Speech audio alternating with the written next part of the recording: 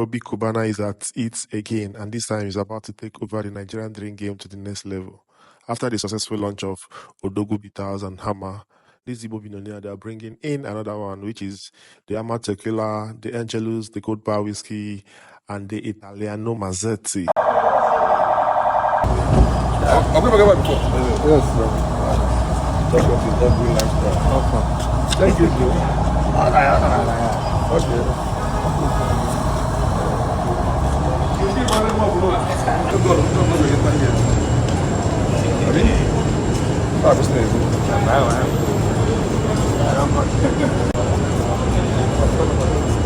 Very well.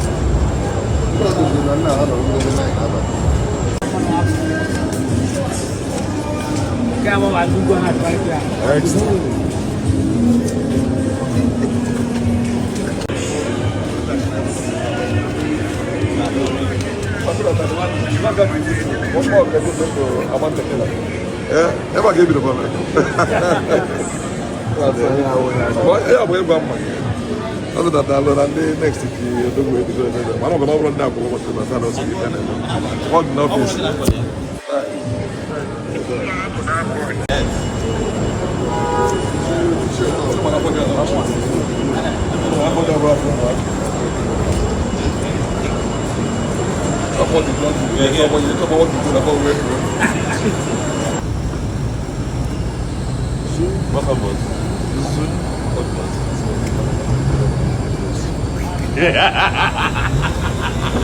So yeah, get that. Eh? Okay.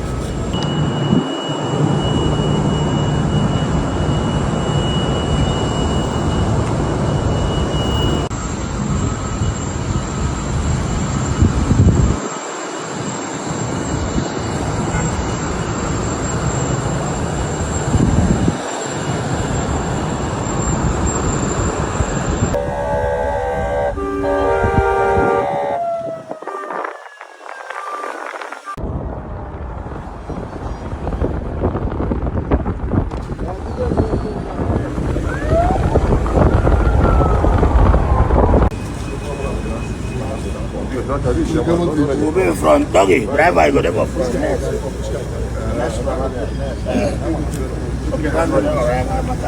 That is where we are. I'm going to one package of money. I will only love your last shaking.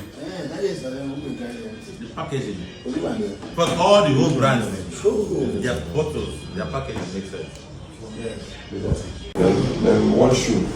The black shoe, that black shoe that they put LV.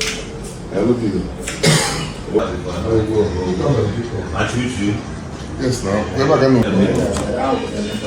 That is the Angelos, yeah. They don't collect them now.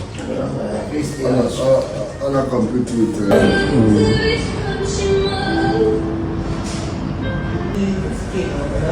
For that place, yes.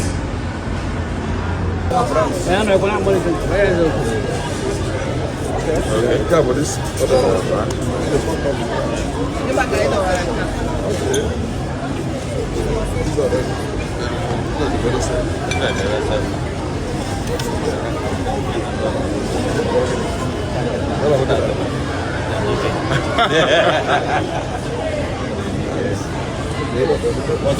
good price. Okay. Here's tequila. Tequila, no, that's like, where's the tequila? It's here now. Yeah. The long one. Okay, hold on.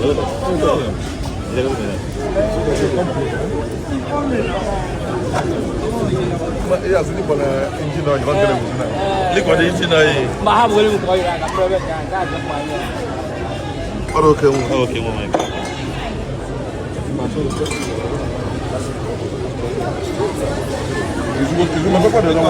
Never near now. You need to bring the bottle out.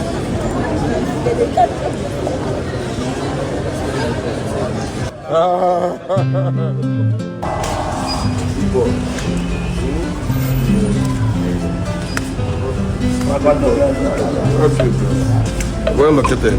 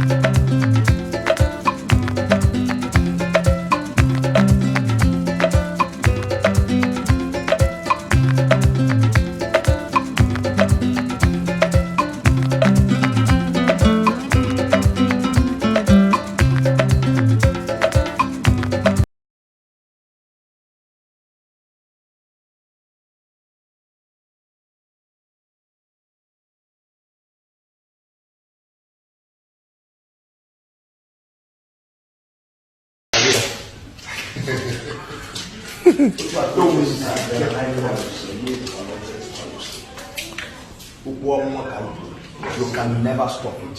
You can never stop it. You can never quench it. It's unquenchable and unstoppable. The war you serve the battlefield and the goalkeeper will say. And now I'm going to never buy me. This is not there, my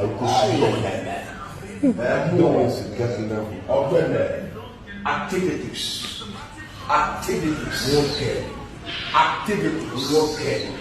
Activities. Okay. Activities.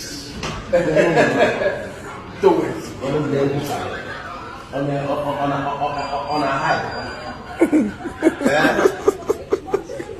On a height. Ogene. More. Ogene. More kelile bebe. Ogene. Okonya Monday. Okwa carbon kai all the vintage. Na carbon kai. Hey, ebwe.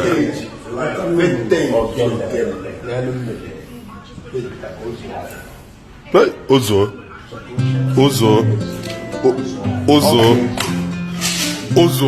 Ogene.